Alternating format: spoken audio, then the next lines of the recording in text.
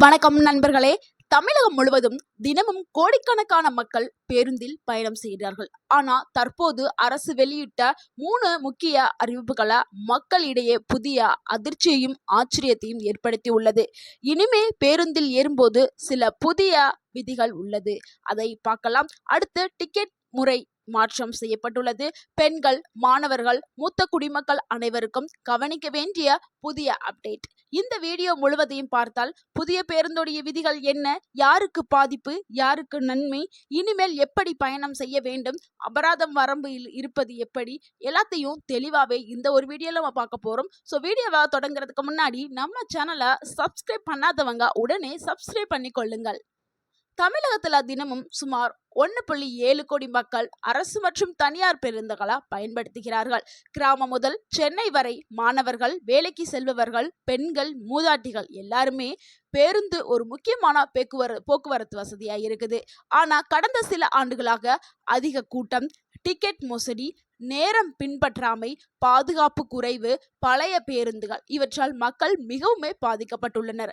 இதற்காகத்தான் தற்போது அரசு 3 புதிய அறிவிப்புகளை கொண்டு வந்துள்ளது. முதல் பெரிய அறிவிப்பு என்னன்னா, அதாவது டிஜிட்டல் டிக்கெட் முறை தாங்க. இனி தமிழகத்துல பல பேருந்துகள்ல பேப்பர் டிக்கெட் முறை குறைக்கப்பட்டு QR code ticket, mobile ticket, online payment முறைகள் அறிமுகமாகிறது. இதன் மூலம் காசு இல்லாமலே பயணம், UPI மூலம் கட்டணம், டிக்கெட் மோசடி குறைவு, வேகமான சேவை கிடைக்கும் என்று அரசு தெரிவித்துள்ளது.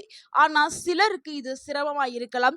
வயதானவர்கள், ஸ்மார்ட் போன் இல்லாதவர்கள், கிராமப்புற மக்கள் அவர்கள் எப்படி பயன்படுத்துவார்கள் என்ற கேள்வியும் எழுந்துள்ளது. மக்கள் எதிர்வினை. சிலர் இதை வரவேற்கிறார்கள். கேஷ் இல்லாமல் டிராவல் பண்ணலாமா என்று இளைஞர்கள் மகிழ்ச்சி தெரிவிக்கிறார்கள். ஆனா எங்களுக்கு இந்த ஆன்லைன் சிஸ்டம் தெரியாது என்று பல மூத்த குடிமக்கள் கவலையை தெரிவிக்கின்றனர்.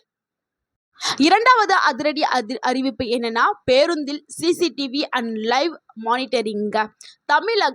தமிழக அரசு தற்போது பல பேருந்துகள்ல CCTV camera, GPS tracking, live monitoring இதெல்லாம் அமைக்கிறதுக்கு திட்டமிட்டுள்ளது.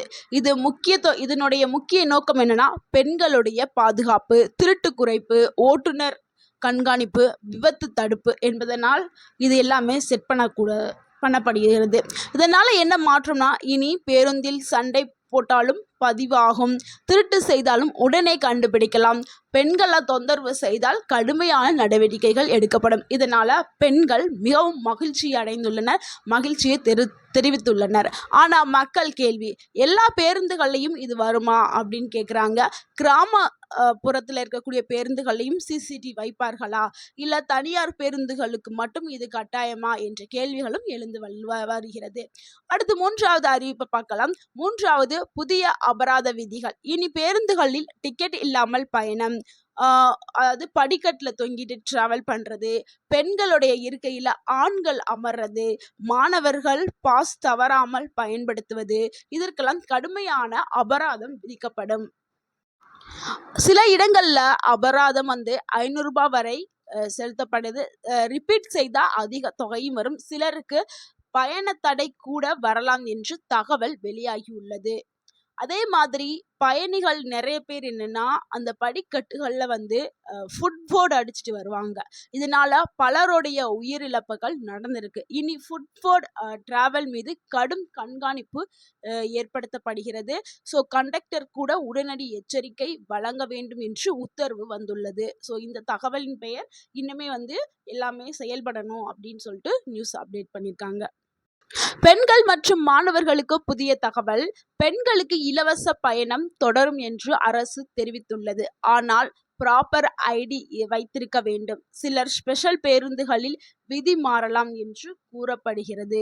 மாணவர்கள் கவனிக்க வேண்டியது, ஸ்டூடெண்ட் பாஸ், அது அந்த பாஸ் கையில் எப்பவுமே பயன்படுத்தணும். முக்கியமாக ஒரிஜினல் ID கார்டு சரியான ரொட்டீனில் வச்சுருக்கணும். காலாவதி ஆகாத பாஸாக வச்சுருக்கணும். ஸோ அந்த எக்ஸ்பைரி டேட்டை அவங்க மெயின்டைன் பண்ணணும். இது ரொம்பவே அவசியம். இல்லை என்றால் அபராதம் வரம்பு வரதுக்கு வாய்ப்பு இருக்குது. அடுத்து பொதுமக்கள் என்ன செய்ய வேண்டும்? இனி பேருந்தில் பயணம் செய்யும் அனைவருமே டிக்கெட் பாதுகாப்பாக வைத்திருக்க வேண்டும். ஆன்லைன் பேமெண்ட்டை தெரிந்து கொள்ள வேண்டும். விதிகளை பின்பற்ற வேண்டும். ஃபுட்போர்ட் டிராவலை தவிர்க்க வேண்டும். அப்படி செய்தால் பாதுகாப்பான பயணம் கிடைக்கும். தமிழகம் முழுவதுமே பேருந்தில் பயணத்தில் பெரிய மாற்றங்கள் ஆரம்பமாகியுள்ளது. இந்த 3 புதிய அறிவிப்புகள் பயணிகளுக்கு நன்மையா அல்லது புதிய சிரமங்களா? உங்களுடைய கருத்துக்களை மறக்காம கீழே கமெண்ட்ல சொல்லுங்கள். இந்த வீடியோ உங்களுக்கு பயனுள்ளதா இருந்திருந்தால் இந்த வீடியோக்கு ஒரு லைக் பண்ணுங்க. இந்த வீடியோவை உங்களுடைய ஃப்ரெண்ட்ஸ் அண்ட் ஃபேமிலிக்கு ஷேர் பண்ணுங்க. மறக்காம நம்ம சேனலை சப்ஸ்கிரைப் பண்ணுங்க. நன்றி நண்பர்களே. மீண்டும் ஒரு புதிய தகவலுடன் சந்திப்போம். தேங்க்யூ ஃபார் வாட்சிங்.